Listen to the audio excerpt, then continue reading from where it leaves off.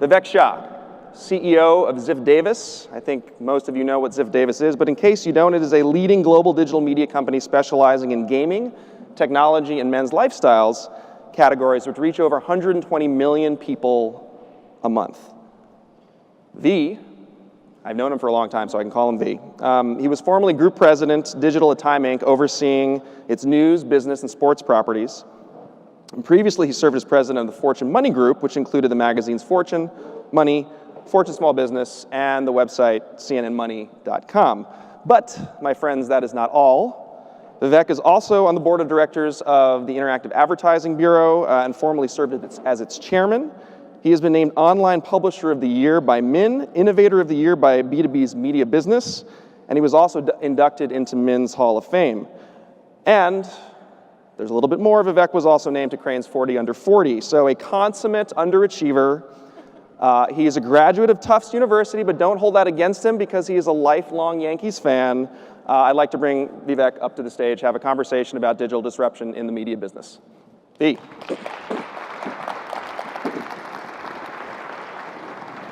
Thanks, buddy. All right, so we've heard about disruption from Shar, and she mentioned every interaction is an opportunity for engagement. I want to talk to you about disruption a little bit. So I read a recent analyst report that pegged Ziff Davis valuation, and Ziff Davis is part of J2 Corporation, so the media part of that business, which V runs, at close to about $1.7 billion. That's with a B. And ComScore has ranked Ziff's properties as either number 1 or number 2 in tech, in gaming, and men's lifestyle verticals. Now that is a far cry from the effectively bankrupt company that you acquired with Great Hill Partners in 2010. So WTF, man, what happened? We want to talk about disruption. What happened over that period? So all that's true. So Ziff's got this really long and interesting history. Started like 90 years ago as a magazine publishing company. In its early days, really for the first 50 years in its existence, it focused on sort of specialty magazines, so aviation brands and boating magazines. That's what Ziff was. And then in 1980, Bill Ziff acquired PC Magazine. And at the time, he'd actually been diagnosed with a terminal illness. So the doctor said he didn't have long to live, and he sold off everything at Ziff Davis except PC Magazine because he had fallen in love with this little property. He didn't die and ended up building that business into a multi-billion-dollar business that his children didn't want to run. And so he sold the business. And the business ended up going to SoftBank and Teddy Forsman, 2 big private equity entities at the time. They then sold to another private equity firm called Willis Stein in 2000. And everything was great. Business was going up. It was a magazine publishing business in the technology world, doing really well, right? Growing revenues and growing EBITDA. And then 2000 and 2001 hit, and everything fundamentally changed. Market crashes, the move from analog to digital, literally overnight for a technology-based media company was felt. And by 2008, 2009, the company declared bankruptcy. So it was pretty much dead. And so I thought, what a great idea. Why don't I actually go in and figure out what we can do with this business? But at the time, I figured, hey, I'd been at Time Inc., where we worked together some years ago, for 15 years, and I was ready to do something else. And I figured, you can't fall off the floor. It's bankrupt. You actually definitionally can't do worse than it's already doing. So possibly we could do a little bit better. So yeah, we bought the company out of bankruptcy. In 2010, the company literally did $11 million in revenue and lost some millions of dollars on that. And today it's a $200 million revenue company making $70, $80 million of EBITDA. So it was a pretty remarkable turnaround. And, it was pretty, if I break down what happened, I'd say a few things. I'd say first is immediately just focusing on, so while it was a print legacy business, we were turning it into an internet business, which really meant becoming an internet company. focusing our energies around what became the central part of our model, which was really focusing on audiences with intent, producing content digitally that would essentially attract buyers of technology products, and then extracting rents from those audiences through not just advertising, which is obviously what many people do, display and video advertising. Well, we built a pretty substantial performance marketing business, so a cost per click, cost per acquisition affiliate commerce business, a cost per lead B2B demand gen business, and then a licensing business. And so by focusing on audiences with intent, focusing on content that helps audiences make buying decisions, very quickly we were able to grow top line through these other ways of making money. And then, as we said, okay, we have a playbook here that seems to work. If we can apply this to bankrupt brands and properties, what if we went out and bought other businesses where we thought this model could apply? And so that's what we started to do. We started to run a pretty aggressive M&A program to find companies where we thought this playbook could apply and build the company that way. And that's been, it's been the combination of having a very focused strategy and a very focused business model, and then finding other places where that's absent and where we could put it in play. So let's talk about that a little bit. So IGN was a reasonably big acquisition in terms of the portfolio. It was sold, so for those of you who don't remember, because I didn't remember this too, I had to look it up, it was sold to News Corp for $650 million back in 2005, and then it flogged along for a bunch of years. So industry reports say, of course, you won't disclose it necessarily, that you probably didn't spend nearly that much. No, it's disclosed. We spent $50 million. Okay, spent $50 million on IGN. So it was sold for 650. You bought it for 50. But what was it about them that made them an attractive acquisition based on every other property at that time that you could acquire? Why IGN versus anybody else? Well, I think so. What IGN does is it helps its audiences basically figure out what consoles to buy, what games to buy, what entertainment to consume, what movies to watch, what television to watch, right? So it fit in our minds kind of that editorial principle around helping audiences make these decisions. They were different decisions than the decisions of our tech properties, but they were still decisions nonetheless. So we said, okay, so it fits that. Then we looked at the business model, and it was basically display advertising and pre-roll advertising and nothing else, right? They hadn't started to go into some of the other areas, the affiliate commerce, licensing, and in even some subscription-based businesses. So we looked at it and said, okay, it fits our editorial model, and it has missing the things we'd like to bring in. And in this case, it also had things we wanted to get rid of. We felt like there was a really profitable, successful business inside of the company that was being masked by other activities. So they were chasing everything, right? They launched a multi-channel network on YouTube, and no issues with MCNs, but they lose a lot of money.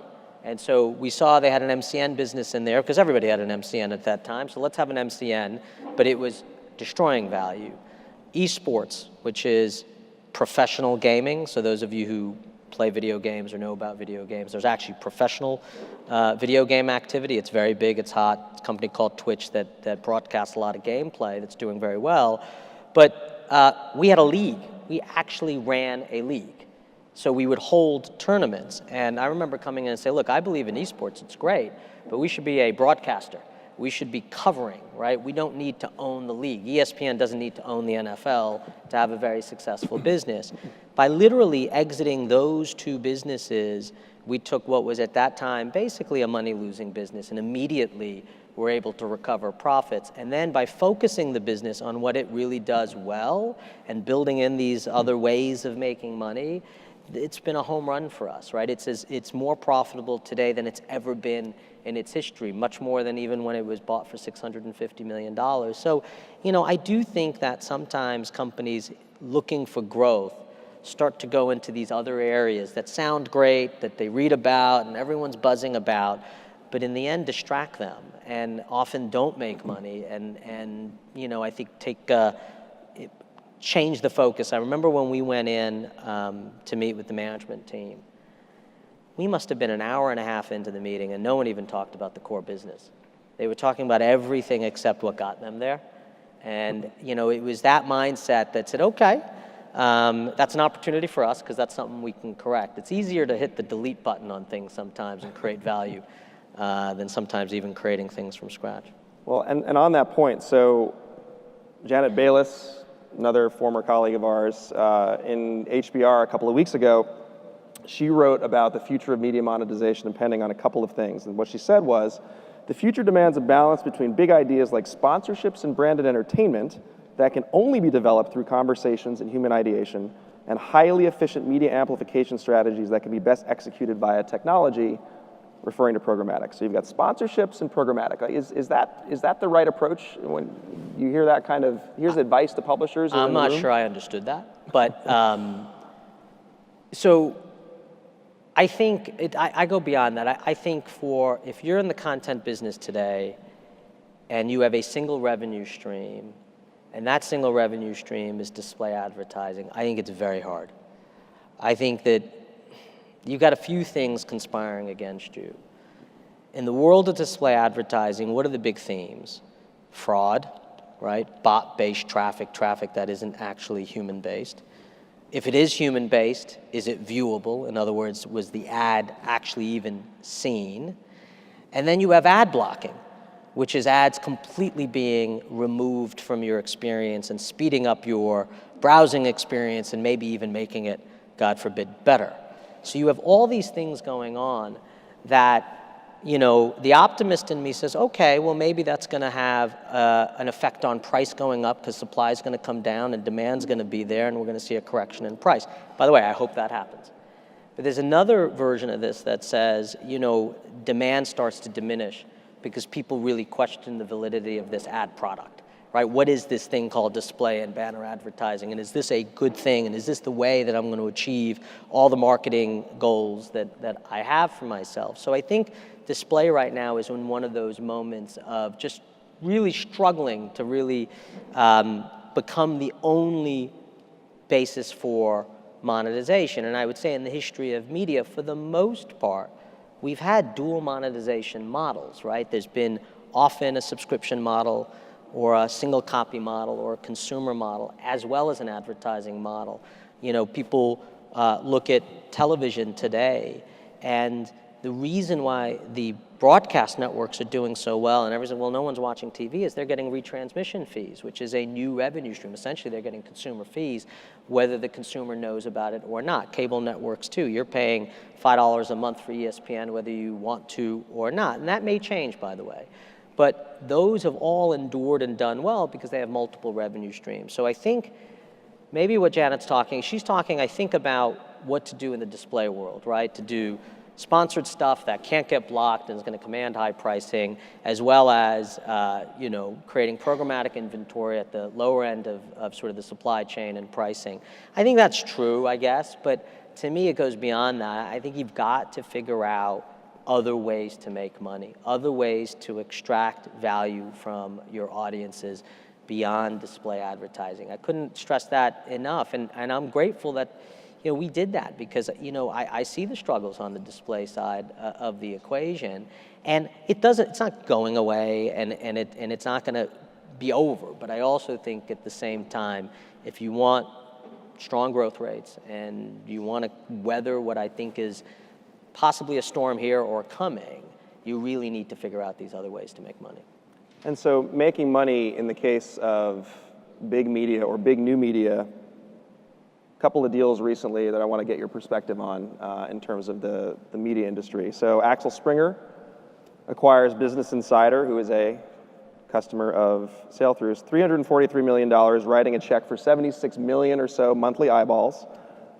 Peter Kafka calls Business Insider, of course, a fast twitch publisher, pitched to readers who've grown up on the web based on this free ad-supported model we just talked about. And for some, it was a sign that, well, you know what, content isn't dead. In fact, content is king, and yet they have this mainly ad-supported model. So what did you like about that deal? What does that do for Business Insider, and also what does it do for Axel? Yeah, no, look. So I think content's always been king. I think whenever people have questioned the value of content and have said, well, distribution's more important than content or anything like that. They're often thinking about like the underlying monetization. So when I've heard, well, content's struggling, it's another way of saying, well, but I'm hearing all these issues on display advertising. But it doesn't mean that content inherently has lost its value. It's just the way that it's being monetized at that moment may be something that's changed or challenged. But I think if I'm Business Insider, I feel good about transacting at this stage because I think I recognize a little bit of what I'm saying, which is, okay, we've had a good amount of success scaling audience, monetizing through advertising, but in order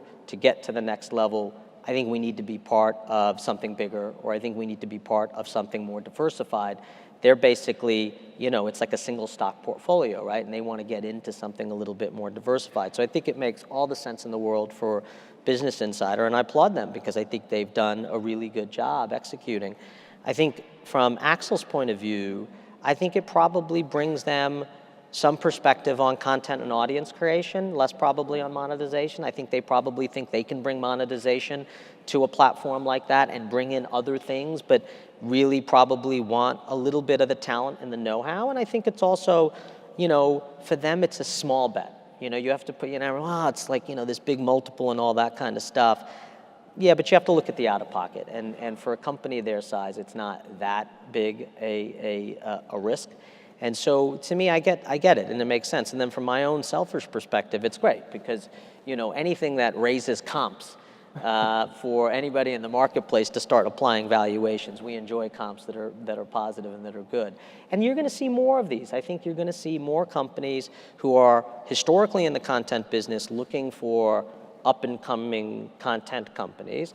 I think you're also going to look at startups who decide, a strategic exit is the right way. Public markets can be very tough, and many of these companies are never going to be at the size to be a publicly traded company, right? And even if they are, that may not be the existence they want for themselves, right? So I think you'll see more of that, and I think it's good. And we've seen, we've seen a few. We've seen good valuations on Vox and Vice. I mean, you've got, it's not just Business Insider. Right, and then we'll look at the slightly different model. So the New York Times this summer, late in the summer, they said they surpassed 1 million digital-only subscribers. They have 1.1 million digital and print subscribers.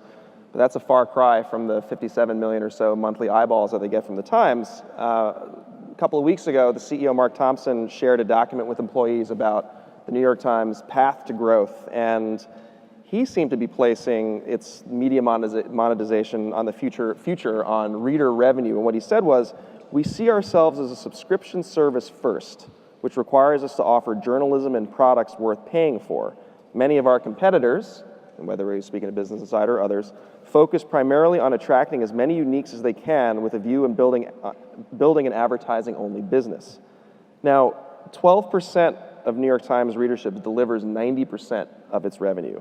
And it sounds a lot less like the New York Times is monetizing specific intent, necessarily the way Ziff does, than it is monetizing audiences through subscriptions. So the question is that a sustainable model? Hey, Matt, look, again, so I don't think there's one model, right? I think there are lots of different ways to run a successful, growing, and profitable publishing content business. I think I give the New York Times a lot of credit because while that 1 million to 57 may seem, well, they're converting a small ratio, the annual revenue value of each of those subscribers is probably $120. I forget what they charge per month, but let's say it's $100. And the average advertising value of the free customers probably call it $5 to $10. So they're, I'm not sure, they're apples and oranges, I think, in terms of value, and I give the Times a lot of credit for recognizing that advertising alone won't get them there, and they understand that through the core print business that they've been in, where they've always enjoyed dual revenue streams. So I think their pursuit of dual revenue streams, I think, is smart and unique to the Times, because I do think they have one of the few content products out there that can demand consumer payment and get consumer payment and can still somehow thread the needle where you pay for it and I'm a paying customer, right? Even though I know portions of it are for free and I don't have to pay for that, and I could try to figure that out, but it's too much, it's too much work, so I'm happy to pay them, and they can have their cake and eat it too, where they monetize both through advertising and through subscriptions. I think some of the issues with the Times, though, still has to do with a lot of the infrastructure and news gathering costs are still subsidized by a declining print business, right? So what happens when you don't have a print business? How big a newsroom can you get? And what does news gathering become at the New York Times? And how much of the New York Times for us is about news gathering versus analysis and opinion and perspective? I don't know. But I think those are the things I'm sure they're thinking about within the Times. For us, it was, we looked at it as, I knew that if I was basically helping people figure out, here are the products available to you, here's what you should be thinking about buying, that I could monetize that really well, not only through advertising, because the advertising will be relevant, right? We used to, in the publishing business, actually, we never wanted the advertising, the editorial adjacencies to be relevant. We actually went out of our way to make the ad different from the content, right? Remember that? Now it's exactly the opposite. You want the editorial and advertising pixels to be consistent and to feel like they all belong and they're part of that larger experience. So yes, we have the advertising business, and that's unique, but we've also cherry-picked the kind of content we're doing, right? The New York Times can't cherry-pick. They got to do business, and they got to do sports, and they've got to do international news, domestic news, New York news, et cetera, et cetera. So we've got to cherry-pick, and we have cherry-picked. But on the other half of the business that isn't advertising, and just so I'm clear on what it is, when we write editorial reviews about products, we do integrate buy buttons, and we do integrate coupon codes, and we do integrate basically call to action to move you from one of my properties to an e-commerce property, and we're happy to get an affiliate commission for that. It works really, really well. Again, if I'm recommending a Brother multifunction printer, I'd rather you not open a new window and search for that. I'd rather you just click through and buy. And by the way, I'd rather work with the manufacturer or the retailer to give an incentive to my audience to convert right then and there, and I'd be very happy to take a piece of that. In our lead gen business, which is more enterprise-based, it's an email marketing business. We spent a lot of time collecting email records and appending those records so we have a real understanding of who the audience is, and then leverage that email to basically promote white paper, webinar type content, so what would be called content syndication. For us, yes, we're a publishing business, but the outcome of my ability to collect email or my ability to collect audience data, the records that we sit on, it's everything you've ever, it's non-PII, I should point that out, but it's everything. Except email address, But even there, right, I think what ends up happening is when we're using the email, it's on how you're using it and whether you're passing the email, which we're not. But, take email, the power of email right now. So when Google announces that you can buy advertising now based on someone's email address, that's a game changer, right? Because right now we're all playing this cookie-based advertising game, right? Where we collect these cookies and we have these profiles based on browsing behavior, and then we target based on that.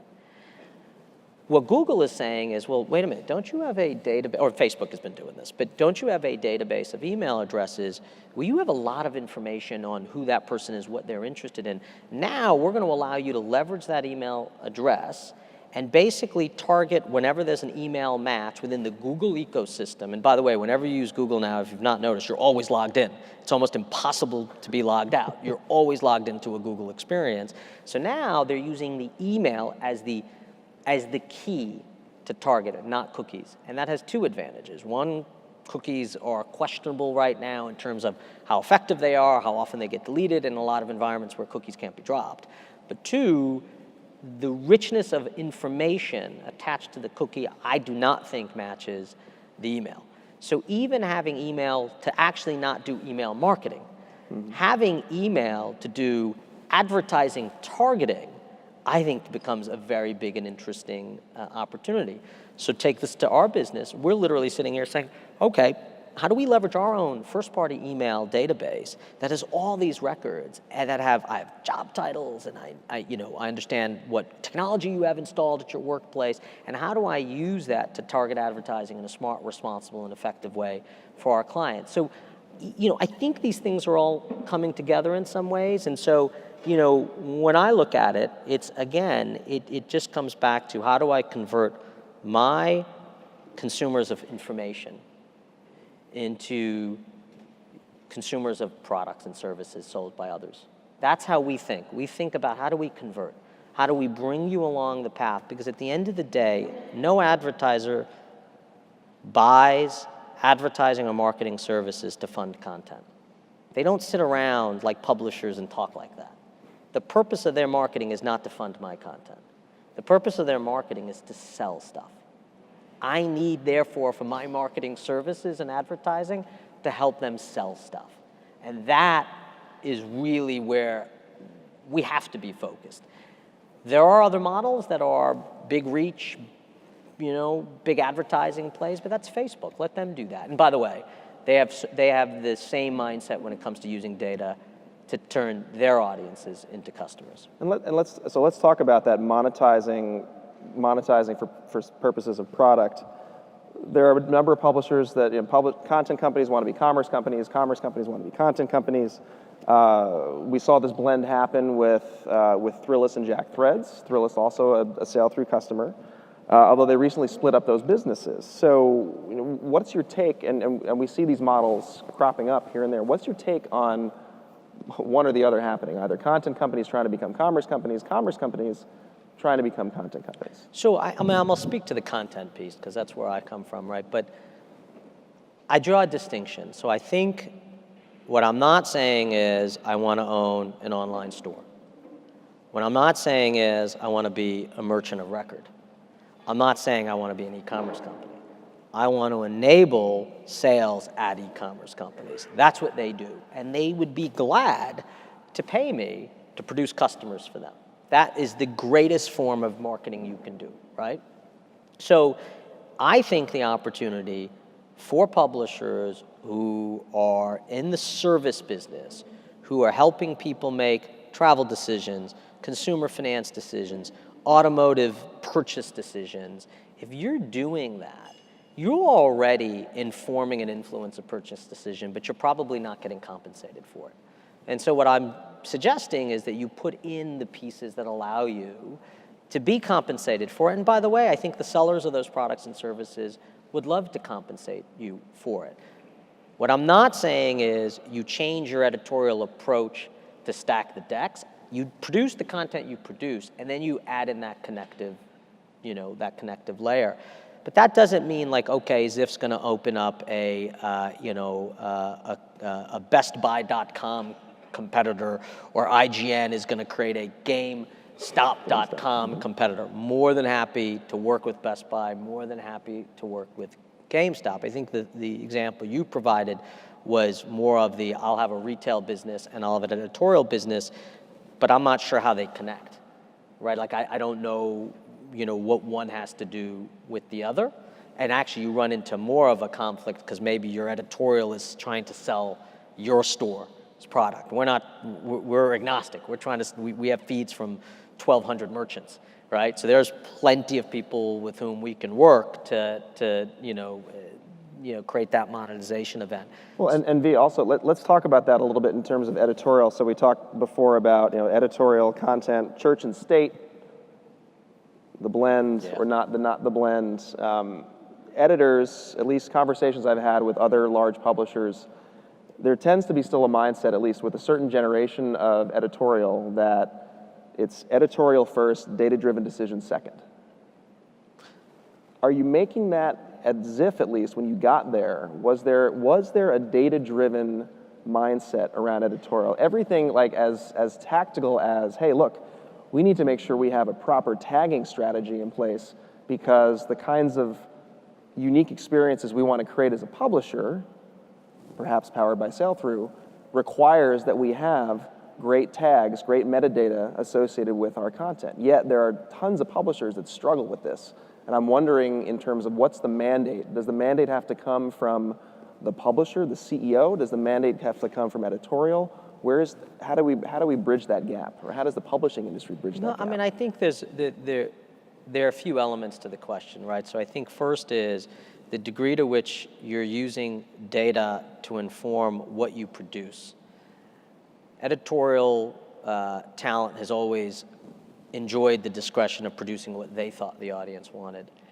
And often it was unclear what the audience wanted, so you could use the instincts of your storytellers and your journalists. And I think there's still validity to that, by the way, because sometimes there's just limitations to what research can tell you. Having said that, in the world of real-time analytics, we have a lot of information and signals to inform what kind of content to produce, whether those signals be our own traffic signals, whether they would be signals from search, whether they be signals from social. Enough signals exist to, I think, inform what should be produced, when it should be produced, and how it should be produced. And I think it would be hard if you are editorial talent today to ignore that, or be in an organization that's going to let you ignore that. And I think that's been a fundamental change, and I think it's been uncomfortable for a lot of people who are journalists, which is we haven't ever had that, right? We haven't had this sort of the numbers dictating what we produce content-wise. Then there's the question of the monetization, and what are the conflicts of interest that exist in the kind of model I'm describing? Well, those conflicts have always existed, right? We review our advertisers. So there's always the products of our advertisers, and we lose advertisers when we write bad reviews. It happens. That's never going to stop, right? Because our trust with audience and the reason we have these people coming to us for these decisions is we're not for sale. So we've always had to manage the conflict around advertising and editorial.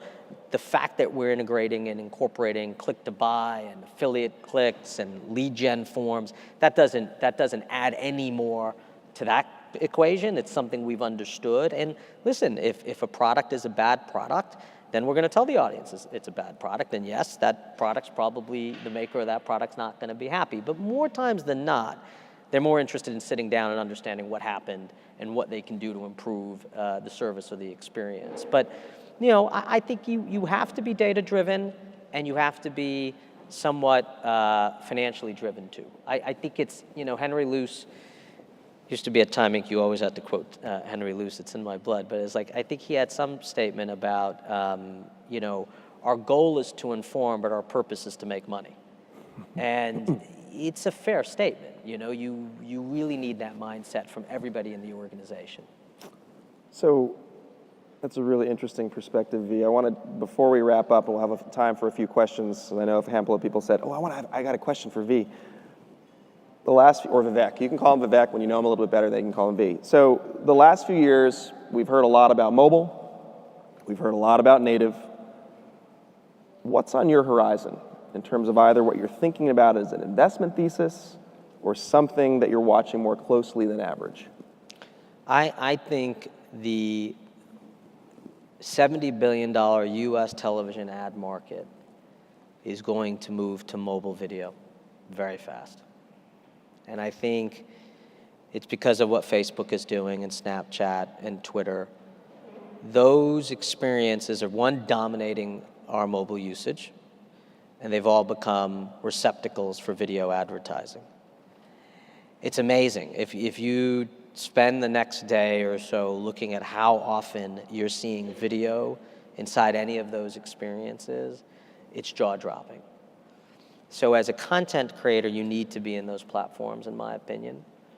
Our IGN business is in Snapchat's Discover.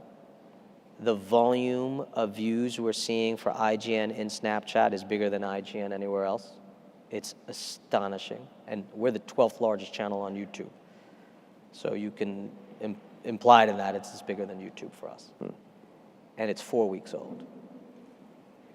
And I, frankly, wasn't on Snapchat until about 5 weeks ago. So I sort of sat there and said, wow, this is unbelievable. We're in Twitter Media's program, their Amplify program. And for Facebook now, we've stopped viewing Facebook as a source of traffic, meaning you're in Facebook, you click through, you come to a property. Everything's inside of Facebook. All of our videos are embedded in Facebook, auto-roll. No, you can't make money, but they'll figure that out. We'll figure that out. But, I can sit here and say, okay, you know what? I want the traffic. Facebook, you can see from the algorithms, is favoring things that keep you inside the Facebook experience. You're not clicking out as much. And by the way, there's some truth to when you press and all of a sudden you see the browser come up, you hit the X. You're like, I'm not doing that. This takes too long. Everyone does it. And so when it's inside, and I'm amazed at how much of the auto roll stuff I look at. Sometimes without the sound on, I just stare at it. I watch the video, and then sometimes I'll tap on it. And then people are now so crafty. They're creating video that it's like silent movies all over again. You don't actually need to hear the sound, right? Because the way they've constructed the video is inside of that experience. Platforms, I think they're going to be critical. Do I think it's good? I don't know if it's good or if it's bad. I just know it's big and it's coming. And I think it's going to allow the television ad market to move money. They haven't had other places to go. Desktop video is small. YouTube, and then there's what, right? When you think about that, the amount of advertising inventory for video ads on desktop is limited. It's, by the way, where all the fraud exists. Because it's limited and the demand is there, everyone starts to manufacture views and websites you go to, stuff starts screaming and turning on, and now everything's on. You just mute everything because the desktop experience is just loud, and you do that because publishers are trying to get that valuable video inventory. Now you go to mobile, and the whole thing is video. I mean, it's extraordinary how much of our time we're watching stuff, right? So I think that's a bet for us, and we're putting a lot of effort and emphasis. And for instance, like the experience we create on Snapchat, it's a whole different new team. It's an army of people producing editions every day, and the way Snapchat works is it's gone after a day. You never see it again. And it's a lot of effort to do it, but I think it's the right thing to do. So we've got a number of upstart publishers in the audience, also some publishers that have been around for a long time. What advice do you give to the smaller publisher, the publisher that hasn't reached escape velocity in terms of the size that you have, in terms of focus? You get a lot of different options. Well, you just mentioned Snapchat and Twitter, YouTube, Facebook, plus your own properties, plus reviews, what have you. You have to find a place to start, or put some guardrails in. Yeah, I mean, I think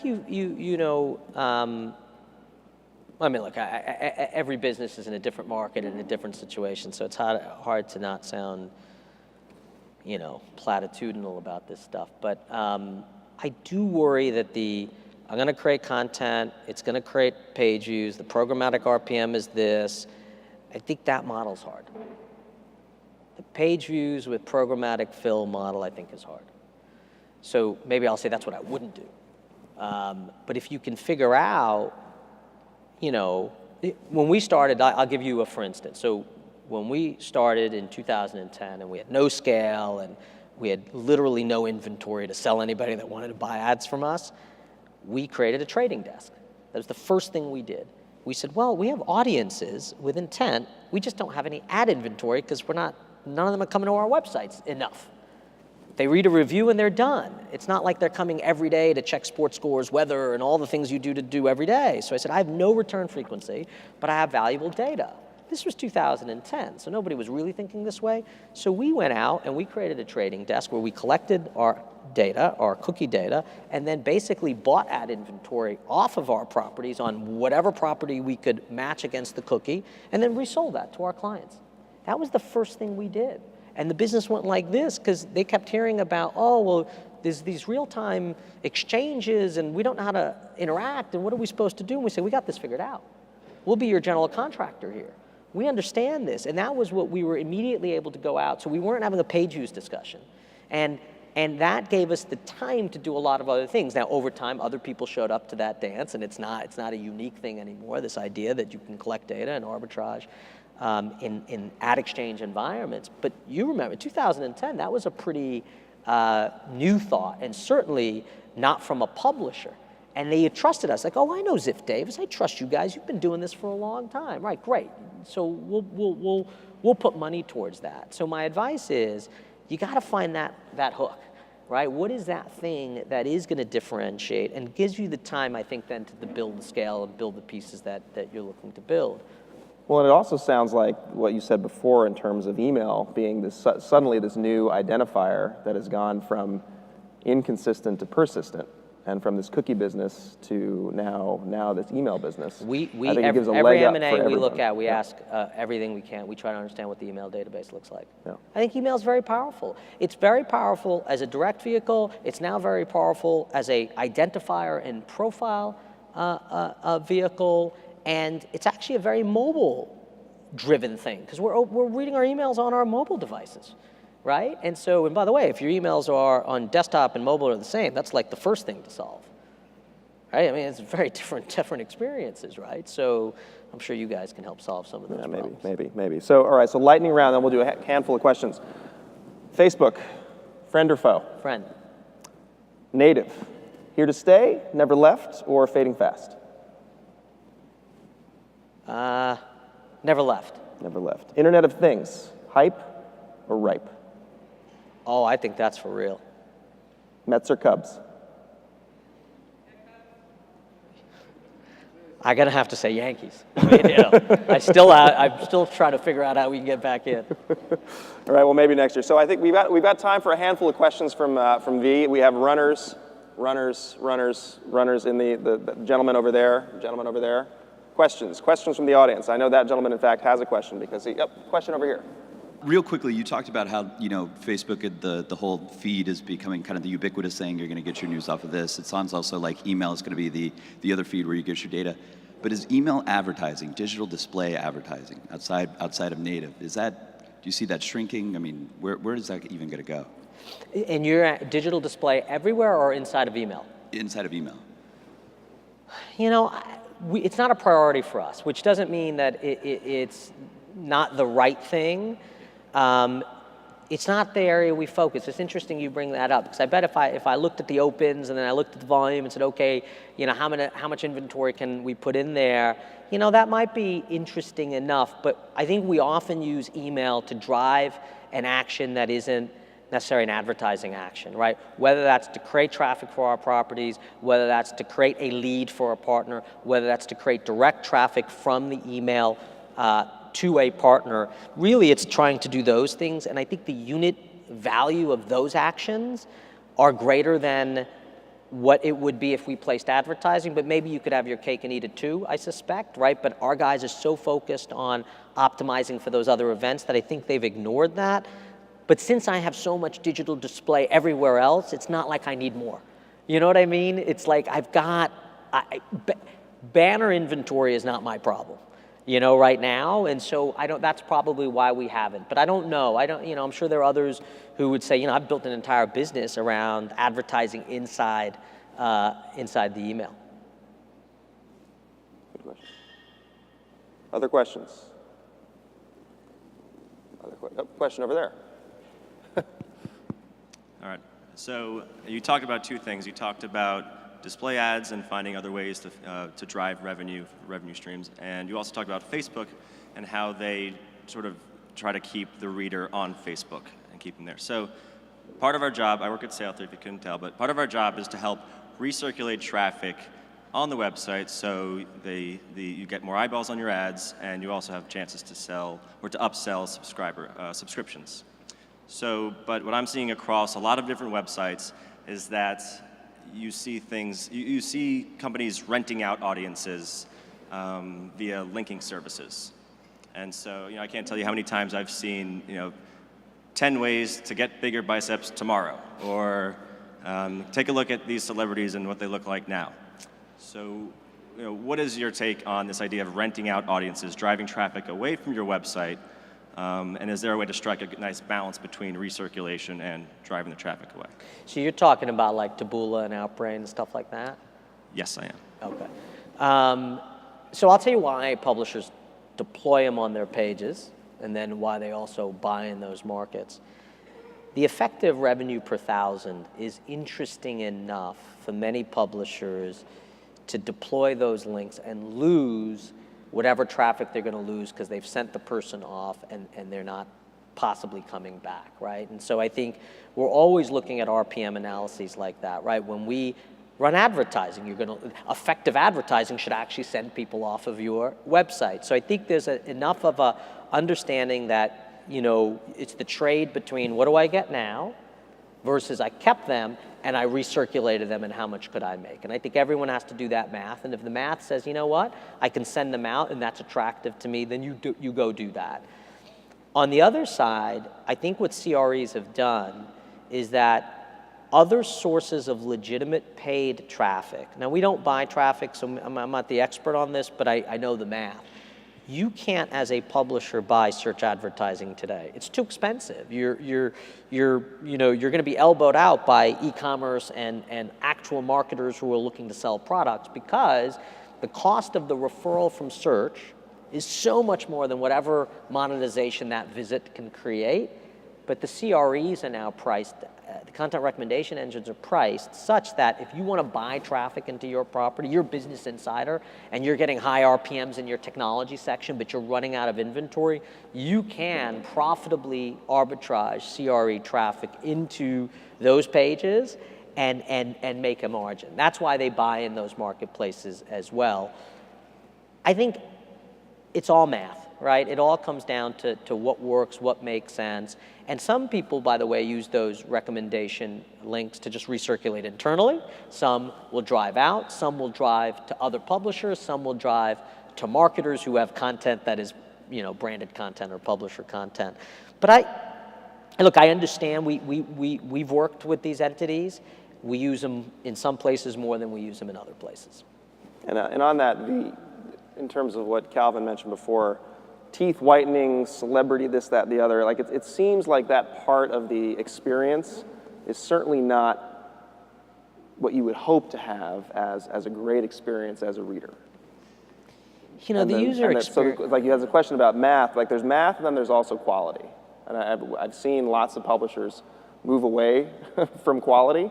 I don't know. It's funny because when I go back to Facebook, and when the auto roll experience was rolled out in Facebook, everybody in our industry went, oh my God, how are they going to get away with that? Auto roll? That's horrible. And now everyone's used to it. It was supposed to be the death of Facebook experience, and no one was going to accept it, and it was going to drain your battery, and it was going to eat up your data, plan. All these horrible things were going to happen. None of them happened. And I think people get used to certain things. I'm not equating the two things, but you have to separate, because I do remember everyone saying, that can never happen, that'll never work. Are they nuts? And it's worked. I mean, if you look at how much of your experience, they transitioned. They figured out cost per install mobile app ads. That's all we saw, right? We're like, it was like Clash of this and Poker that, and we were all getting those cost per install ads. That market got milked. And now they've moved into this, and they've transitioned very, very smartly and very quickly. I still remember using Facebook on desktop. Now, I can't remember the last time I went to Facebook on desktop. I actually remember using Facebook on the mobile web. And I don't even know if they have a mobile website anymore, right? I think they probably force you straight into the app. I'm not even sure.